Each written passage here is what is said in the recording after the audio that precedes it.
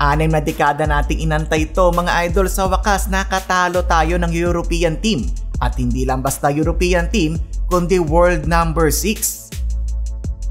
So ayun na nga, sulit ang puyat nating mga Pinoy, panalo nga ang Gilas Pilipinas kontra sa world number 6 na Latvia sa kanila pa mismong home court. Eto totoo na, hindi na basta hype lang mga idol na ginulat natin ng mundo. Well, first quarter eto talaga yung nagdikta ng halos buong game mga idol.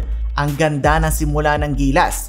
Kai Sotto lob to Junmar, kumana kaagad ang Twin Towers natin. Nasundan pa yan ng end-1 play ni Kai Ju. Kita mong hirap sa match-up ang Latvia sa tangkad ni Kai. 8-minute mark, walang kaabog-abog na tinirahan pa ni Brownlee ng 3 ang kalaban. Dito na nag-iba ang mukha ng coach ng Latvia.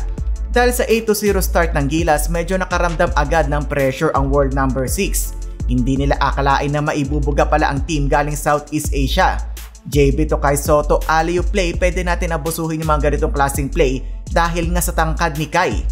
Hirap nga tayo mga idol sa depensa ng Latvia, grabe yung pressure na binibigay nila. Buti na nga lang nakakagawa ng paraan etong si Newsam. Kung tutuusin, maibaba na lang ng Newsam sa half court yung bola, malaking bagay na para sa Gilas. Bonus na lang yung makascore siya at makagawa ng play. Matataranta ka talaga sa depensa ng guards ng Latvia. Halfway ng first quarter, pinagsasayawan pa ni Brownlee ang depensa ng kalaban.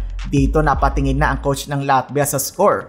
Nagpabaon pa ng buzzer beater 3 si Perez to end the quarter, 32-16 lamang ang ating national team.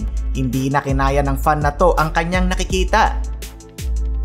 Second quarter is Kai Sotto with the reverse slam galing kay CJ Perez. Medyo nakukuha na ng Latvia ang kanilang rhythm, buti na nga lang may mga pamatay sunog tayo tulad ng 3 ni KQ at ang fast break dunk ni Justin Brownlee.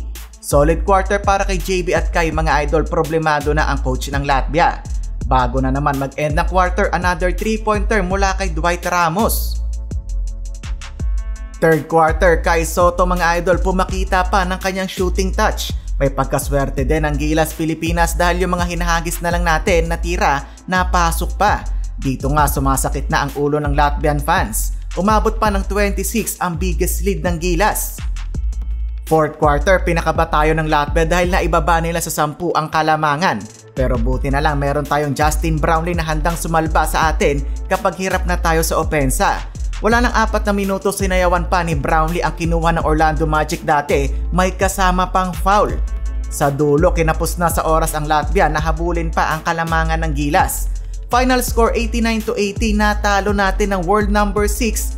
Ayon sa FIBA, 64 years ang inantay natin para makatalo ng isang European team sa isang official FIBA competition.